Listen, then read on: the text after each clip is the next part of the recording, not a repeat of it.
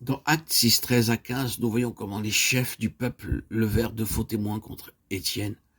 Puis, des anciens, des scribes, enflammés de colère, se saisirent d'Étienne, le menèrent devant le Sanhédrin et l'accusèrent. Alors qu'il disait des faussetés, tout le Sanhédrin regarda son visage et furent surpris de le voir resplendir comme celui d'un ange. 30 personnes s'opposaient à une seule personne. Tout le Sanhédrin était contre lui. Ils portèrent l'un après l'autre de fausses accusations. Cependant, son visage resplendissait comme un ange. Il brille encore plus dans ce temps de persécution.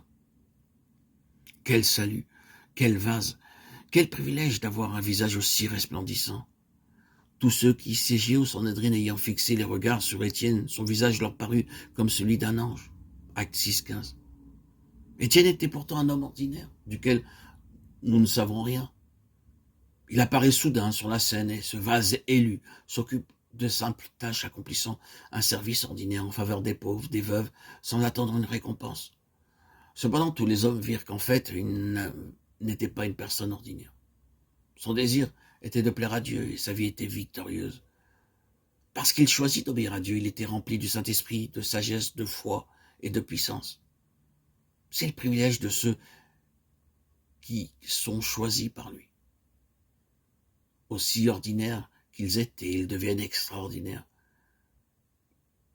car ils laissent la place à Dieu. Ils leur ouvrent leur cœur et lui sont disponibles.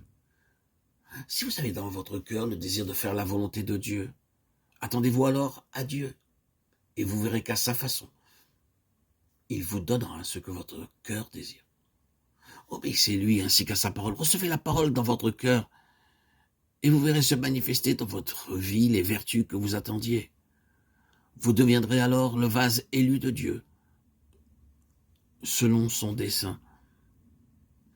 Étienne répondit, « Homme, frère et père, écoutez, le Dieu de gloire apparut à notre père Abraham lorsqu'il était en Mésopotamie, avant qu'il s'établisse à Haran, Charan, Acte 7, 2.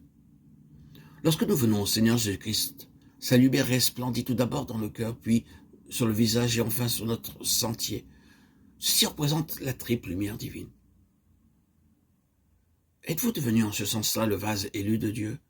Que s'est-il passé? Le Seigneur, non pas les prédicateurs ni les sermons, mais le Dieu vivant vous a-t-il donné un visage resplendissant?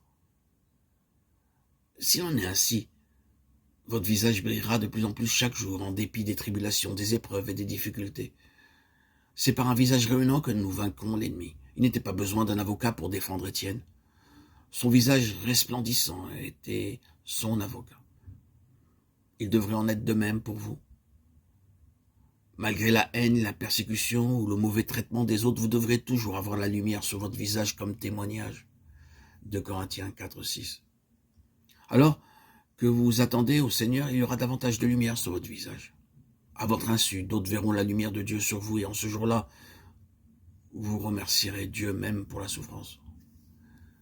Remarquez la défense d'Étienne dans Acte 7, 2, il ne dit pas « Oh, ennemis, écoutez », il dit « Mes frères, écoutez ». Toute la foule est contre lui. Cependant, il les appelle frères, avec un visage resplendissant. Il savait ce qu'ils pensaient dans leur cœur et son message donna la réplique. Le Dieu de gloire apparut à Abraham lorsqu'il était en Mésopotamie, avant qu'il ne s'établisse à Haran, Charan. Il parle de Dieu comme le Dieu de gloire. Et pourquoi? Afin que cette nation, étant la postérité d'Abraham, obtienne la même gloire. Et Israël avait tout oublié à ce sujet.